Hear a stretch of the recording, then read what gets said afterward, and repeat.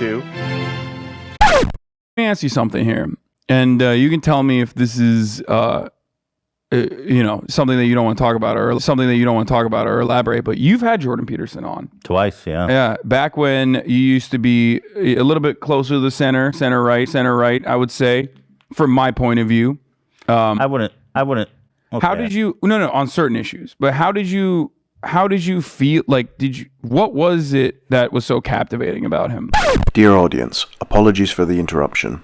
In case you're unfamiliar with Ethan Klein's tactics, I'd like to share my perspective.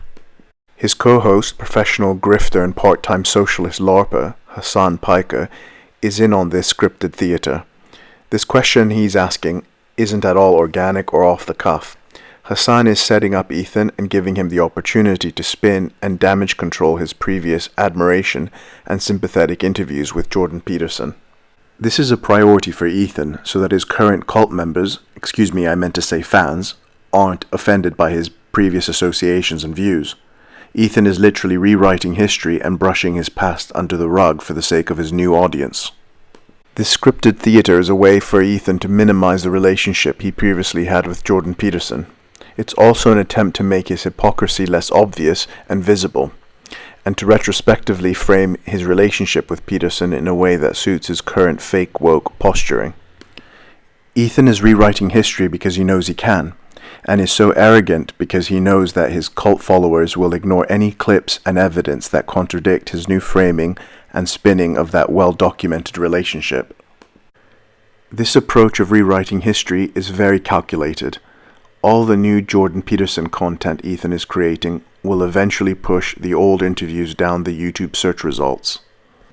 Ultimately, Ethan's goal is to make his past associations a little less visible, so that his new audience can at least pretend they're unaware of his past, or create enough plausible deniability so they can rationalize it in some way. I hope this gives you insight into how Ethan Klein operates. Let's get back on track. Excuse the interruption. What was it that was so captivating about him? Okay, so first of all, when we first invited Jordan, I wasn't super familiar with him. I just saw kind of the phenomenon around him. Yeah.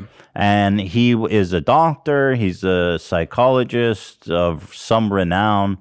And I was like, well, I'd seen him on other shows, and I thought, and then someone was like, hey, you should have this guy on. And I was like, okay. I was inviting everyone on at the time.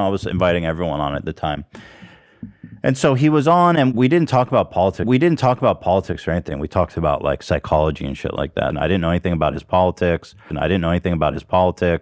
On like, he's obviously transphobic, and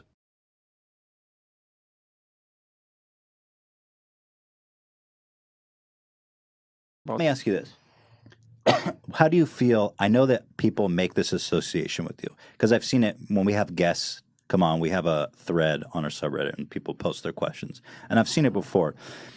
People associate you with pandering to like white supremacists. Or worse, I've even seen the suggestion that you are a white supremacist yourself. And I didn't know anything about his politics. We didn't talk about politics. So how do you feel about that?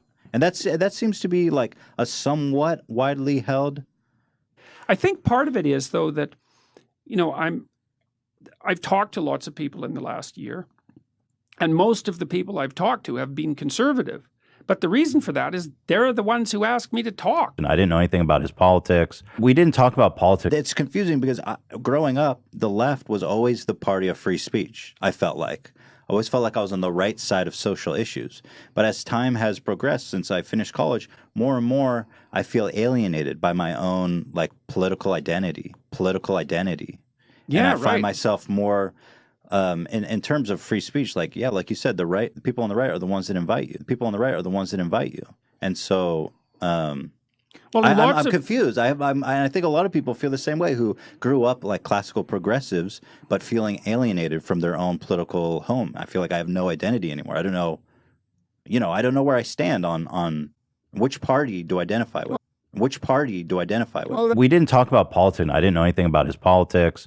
The radical left attempts to control, say, language have gone too far. And I don't like equality of outcome theorizing. That's deadly as far as I'm concerned. Then because you oppose that, you're clearly far right. It's like, well, no, you're not. We didn't talk about politics. I didn't know anything about his politics. Like, I feel like it's just like a shame to choose someone like you, for example, as their enemy to go after, like when you could actually go after some real hateful people instead, you know? When you could actually go after some real hateful people instead, you know? Yeah, well, there's no distinguishing anymore, you know. It's if you're not with us, then you're a white supremacist. It's like, right, yeah, okay, right, yeah. Okay, well that stacks up the old white supremacists pretty high. You don't necessarily want to be doing that. We didn't talk about politics. I didn't know anything about his politics.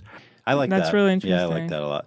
Are you somehow suggesting that people aren't developed enough? They haven't developed themselves enough to participate in politics? Oh, definitely. I'm suggesting that. That's like a high level act of participating in a society. Absolutely. Like back in the day, people would participate in politics. They would take it extremely seriously. They were well read. They were literate. They cared about it. They And also these days, usually it's had like a some sport. life experience. Yeah. You know, it's like, what the hell do you know when you're 18? Sure. You've been taken care of. We didn't talk about politics. I didn't know anything about his politics. You're badly misinformed. And I would also say that the people who've been teaching you they're not 100% to blame, but they're not helping. Sure. These activist disciplines that say, well, you know, the world is a consequence of the corrupt patriarchy and what you should do is be an activist and oppose it. It's like, no, you should go out there in the world and try to do something useful. And then maybe you'll develop enough wisdom so that you could dare to have a political opinion or two, you know, so. That's great. I love that. I like that too. Can really relate. The problem is like these people don't have the experience, like you said.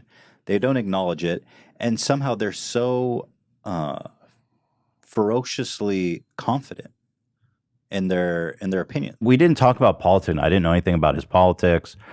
Well, I think it's a bit of a unfortunate that the rep you get is just this anti-social justice warrior, anti-feminist figure. And I didn't know anything about his politics. When I actually see a lot of the stuff you're doing is really helping people, and it's way beyond that. So, guys out there looking to learn something, improve your situation, check out Jordan on YouTube.